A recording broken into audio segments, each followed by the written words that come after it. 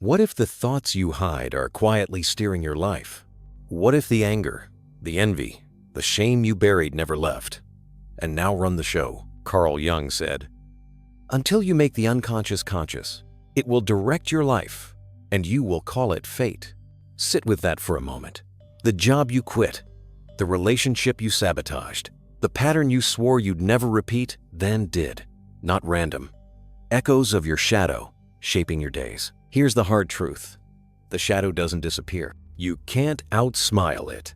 You can't outwork it. It waits inside your reactions, in your triggers, in the way you judge others. It lives in the mirror you hold up to the world. So let me ask you, how much of your life is truly yours, and how much belongs to the shadow you haven't faced? Many people take a wrong turn here. They think shadow work means deleting darkness or fixing what's broken. It isn't erasing, it's revealing. And the strongest way to begin isn't a seminar or a perfect plan. It's simple, a journal. A shadow work journal is not just paper, it's a mirror. Ink gives the deeper mind a voice. What you've pushed down begins to take shape. Healing finally has somewhere to land. Stay with me, because the first exercise matters most. Jung would have called it essential, and most people skip it. Miss this step and everything else only scratches the surface. Ready to open the pages of your own shadow? Before we write, let's get clear about what we mean. When Jung spoke of the shadow, he wasn't talking about evil. He meant the hidden side of us, traits, urges, and old hurts we'd rather not admit. Every time you say, "That's not me," you add to it. Envy goes underground. Anger hides behind a smile. Fear puts on a confident mask. Piece by piece, a reservoir builds below the surface. Burying it doesn't make it vanish. It returns in quiet ways, seeing in others what we refuse to see in ourselves, snapping too hard at small things, habits that feel out of our hands. In love, it shows up as jealousy no one's allowed to notice. At work, as perfectionism or procrastination that won't let go. In your head, as a familiar critic that sounds like the truth. Modern life feeds it comparisons, pressure to be fine, endless doing. The shadow thickens. So does our hunger for wholeness. Becoming whole means bringing this side back home, not acting out every impulse, turning on the light, listening to what's been ignored, taking back the energy trapped in old pain. Why a journal? Because writing creates space. When a thought becomes words, you step outside it. You're not in the storm, you watch it on the page. A journal turns ideas into practice. It's a safe container for honest truth. This isn't random scribbling, it's guided reflection. Certain questions are keys. They open doors you didn't know were locked. Remember this, your journal isn't for pretty sentences. It's for truth, raw and unedited. Sometimes the words will surprise you. Sometimes they'll sting. Often, they'll set you free. Every sentence brings you closer to yourself. The pen becomes a lantern you carry into the cave of your inner world. Let's walk in together with a story. Imagine a house you've lived in forever. Front rooms spotless. Living room ready for guests. Kitchen perfect. This is what you show the world. But there's a door you rarely open. A basement. Boxes piled high. Old letters. Objects tied to memories you'd rather forget. The air is heavy. And still every creak upstairs belongs to this space below. That basement is your shadow. You avoid it, but it doesn't avoid you.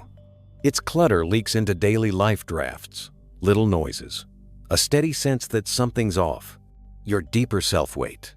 The longer you ignore it, the louder it shapes you. Now picture this. You finally go downstairs, one candle in hand. At first, the dark is overwhelming. Then the flame steadies. Shapes appear. Boxes labeled anger, envy, failure, fear. You see versions of you, the child scolded for crying, the teen who felt invisible, the adult who still feels like an imposter. Journaling is that candle. It doesn't remove the basement. It illuminates it. Writing lifts one lid at a time. Sometimes it hurts. Sometimes it's tender. Each time you name what's there, it loosens its grip. Let's ground this in real life. Think of a coworker who drives you mad. Arrogant, you say, always selling themselves. On the page, something new appears. What you hate most mirrors what you've buried your own right to be bold, to take up space. Irritation becomes invitation. What if you allowed yourself more confidence? What if you stopped apologizing for existing? That's the power of this work. What you throw onto others comes back as a mirror. The shadow isn't only made of wounds. It hides strengths, unlived possibilities, a silenced voice. You can live forever, upstairs, presentable, curated. Or you can take the candle, open the door, and meet yourself fully. Wholeness never comes from pretending the basement isn't there. It comes from exploring it box by box, word by word, until every part of you belongs in the same house. Now, let's notice the clearest signs your shadow is speaking and catch them on the page. First sign, the people who irritate you most. Often, what we won't admit in ourselves, we attack in others. Think of someone who triggers you. Too loud? Too needy? Too careless? Ask yourself on paper, who irritates me? What exactly bothers me? Then flip it. Where does this live in me? How do I hide it or secretly envy it? You may find that their arrogance is your unclaimed confidence, that their laziness is your unmet need for rest. Second sign, emotional overreactions.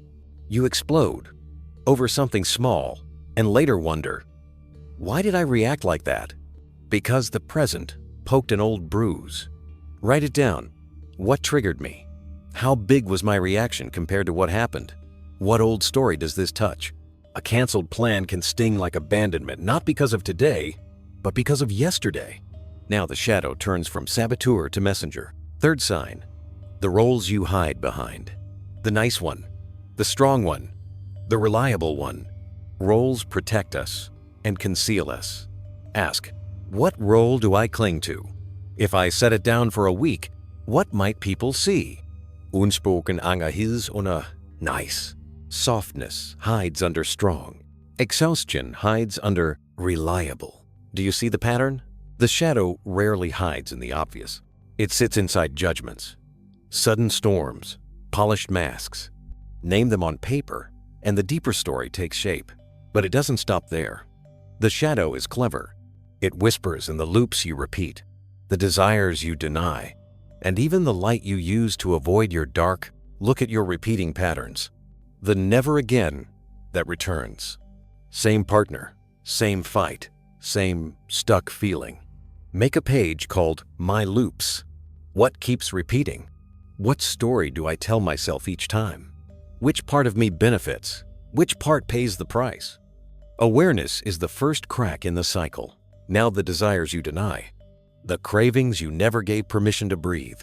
Maybe you want adventure but hide behind responsible. Maybe you long for closeness but cover it with fear. Ask, if no one judged me, what would I truly want? Where do I feel envy, and what desire is hidden inside it? Desire isn't the danger. Denied desire turns into shadow, and watch for a subtle trap, painting everything positive to avoid pain. Affirmations over raw feelings. Meditation used to escape, not to face. Pretty words to hide our humanity. Ask, where do I use positivity to dodge what hurts? What emotions do I dismiss with, it's fine, or everything happens for a reason? Write about one moment you felt real heaviness but floated above it. What truth did you avoid? By now, you can feel it. The shadow isn't abstract. It's alive in daily choices. Noticing is good. Dialogue is better. Your journal is where the shift begins. A few final doors to open. Dreams. The deeper mind speaks in images, monsters, old houses, past lovers. Keep a dreams symbols page. Record details the moment you wake, colors, feelings, actions. Ask, who does this character represent in me? What feeling lingers? And where do I feel it in daily life? Name the figure and it turns from enemy to guide. Excessive admiration. The pedestal is also a mirror. The person you call so brave, so magnetic, may reflect traits you haven't claimed yet. Write, who do I deeply admire and why? How might those qualities live in me waiting to be expressed? Silence. Avoidance scatters us.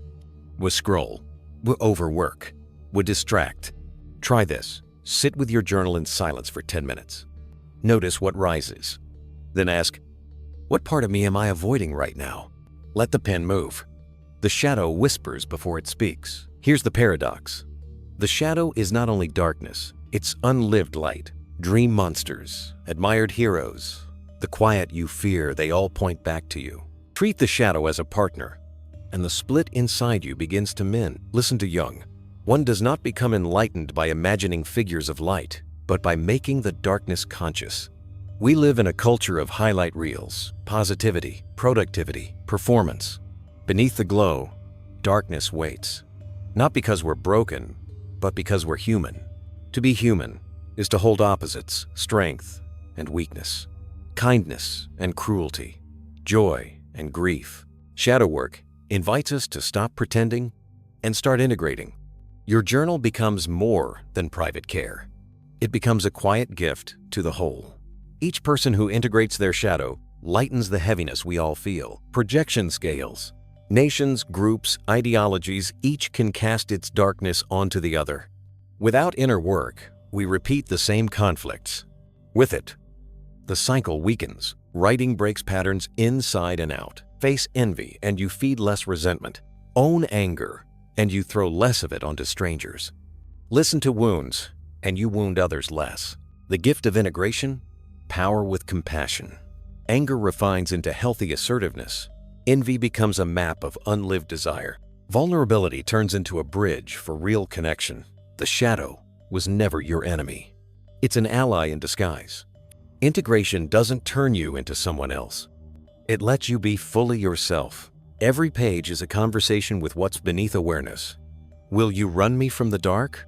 Or will I bring you into the light? And learn. As the work deepens, relationships shift. Less blame, more reflection. Fewer enemies, more mirrors.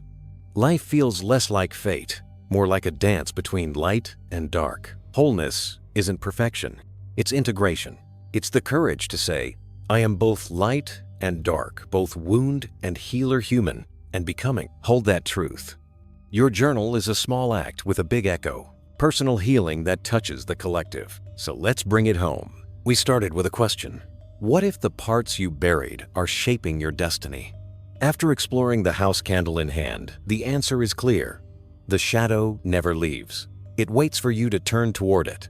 This journey isn't about erasing pain or silencing truth. It's about awareness, honesty, and bringing yourself back together.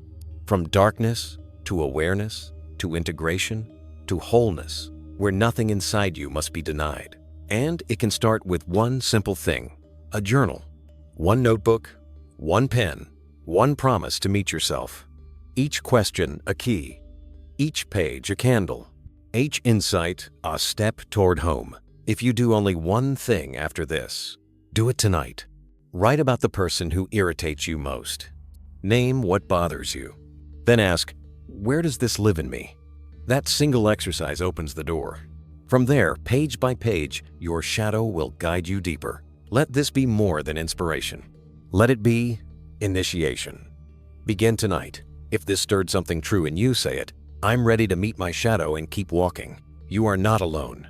We're all in our basements, candles in hand, learning to integrate what was hidden. The shadow is not the end of your story. It's the doorway to your wholeness. Step through, write, live, and discover that every part of you belongs to the same light.